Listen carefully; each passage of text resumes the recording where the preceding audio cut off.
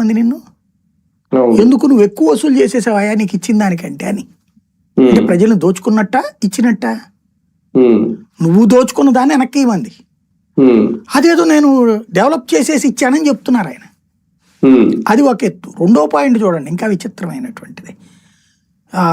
దానికంతే చూడండి current bill. మొన్న మీకు లెక్క కూడా చూపెట్టాను కదా, 23 ఏడాది ఆగస్టు, 22 ఏడాది ఆగస్టు, సెప్టెంబరు, ఇట్లాగా దాంట్లోనే అడ్జస్ట్మెంట్ అని ఇప్పటికీ బాతున్నారు మన దగ్గర. ఏం తగ్గించారు అక్కడ? ఇది రెండో పాయింట్. మూడో పాయింట్ ఏంటి? చలికాలంలో ఆటోమేటిక్ కరెంటు బిల్లులు తగ్గుతాయి. ఎండాకాలంలో 500 యూనిట్లు వాడితే చలికాలంలో 300, 350 వాడతాం.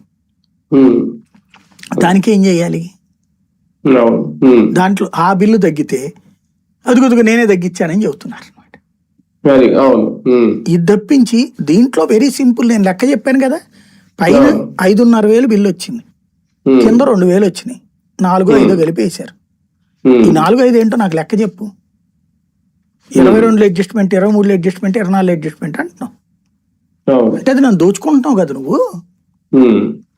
పైన ట్రూ డౌన్ 150 రూపాయలు, ఇవన్నీ 1,700 రూపాయలు. మొన్న చూపెట్టాను కదా నేను.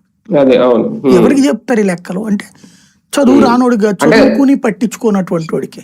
అంటే సాధారణ ప్రజలు బిల్లు అంత చూసి పట్టించుకోరు సార్. నన్ను అడిగితే నేను చెప్తాను అదే కదా. ఇప్పుడు మేమే ఉన్నా, నేనే పట్టించుకొని చూసి టోటల్ ఎంతో చూసి కట్టేస్తాను అంతే. అదే కాకపోతే లేదా అన్న దాని మీద చూసుకుంటాం అంతే. పెరిగిందా లేదు ఇది తెలుస్తుంది తేడా అది అంతే. దాన్నే వాళ్ళు అడ్వాంటేజ్ గా తీసుకుంటున్నారు అంతే.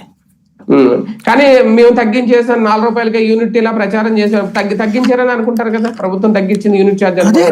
అదే కదా జరిగిన దాన్ని వాళ్ళ ఖాతాలు వేసుకోవడం, జరగిన దాన్ని జగన్ మీదకి దోసేయడం.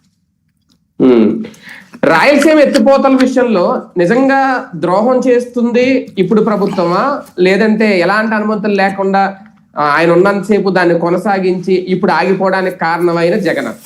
రాయలసీమ ఎత్తిపోతల పథకం అనేటటువంటి దాంట్లో అనవసరపు మాటలు మాట్లాడి ఓ రకంగా చెప్పాలంటే కవ్విస్తున్నారు రాయలసీమని. నోటికొచ్చిన మాటలు మాట్లాడి అర్ధ పరిజ్ఞానంతో, అవగాహన రాహిత్యంతో మాట్లాడుతున్నారు. అక్కడ రాయలసీమ ఎత్తిపోతల పథకం అనేటటువంటిది వెరీ సింపుల్. నేను ఇంతకుముందు కూడా లెక్కగా చెప్పాను. శ్రీశైలం ఇక్కడ ఉంది, ఈ లెవెల్ దాకా నీళ్ళు నిండుతాయి. ఇక్కడ నుంచి